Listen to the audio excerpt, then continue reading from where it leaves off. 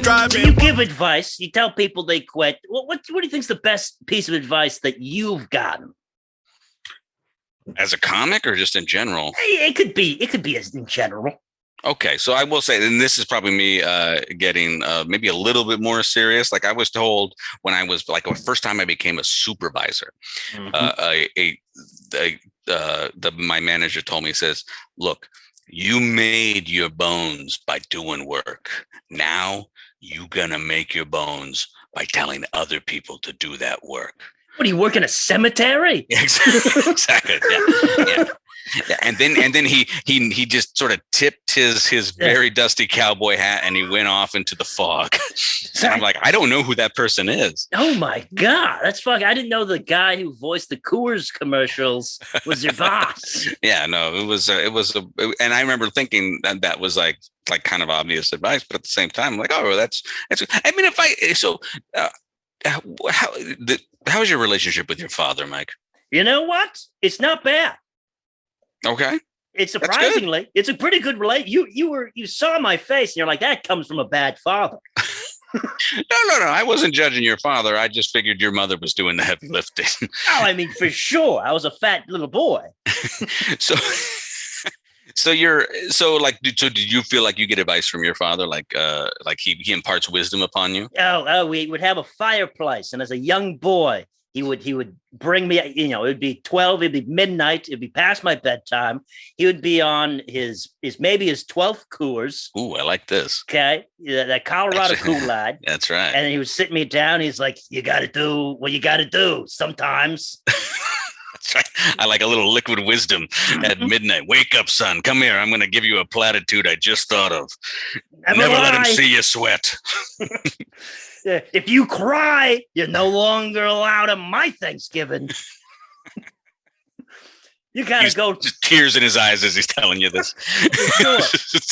I love it. He was crying the whole time. Yeah, I had an estranged father. I don't know if I should say he's estranged. He was just not always engaged, so I didn't get a lot of advice. I got like requests for things like he could borrow, which is not the same as advice. So like I think I've looked through life like trying, like I appreciate advice from people that seem like they're in a good position to give it, right? Absolutely. And it's funny how often people that look like they're in the least position to give advice are so willing to provide that advice for you. Oh, absolutely. Like with comedy, like for example, I love it when a really bad comic gives me notes. Mm-hmm. Like that is just wonderful. Like what I would do, and I'm like, I know what you would do. You would bomb your dick off. Yeah. What you need to do is wear leather gloves and then take them off slowly before going on stage.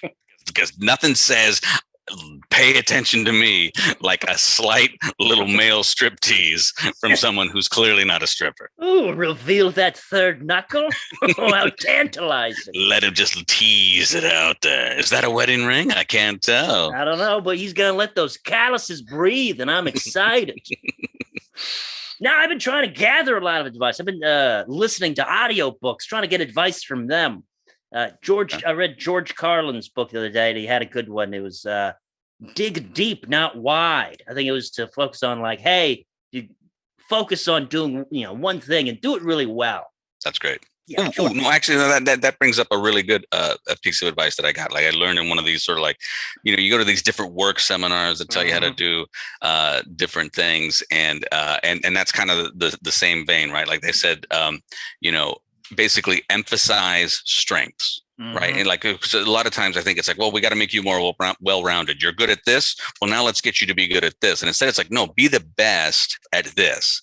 And then if you're a good leader, you will put other people that can fill in the blanks around them. Right. But let the people accentuate people's skill sets. Right. As opposed to trying to dilute them with like, with this so-called nonsense, right? Yeah. Exactly. Thank you.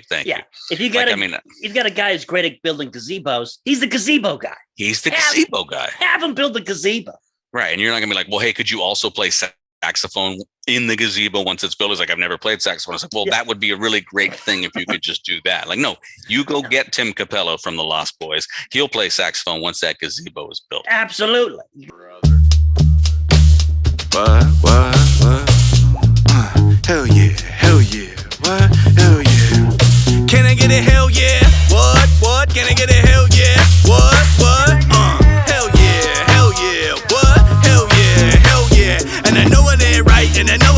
right, and I know you shouldn't take this advice, but make sure you really drunk when you driving. Walk on some glass with no shoes on and don't pay for your meal. Dine and dash.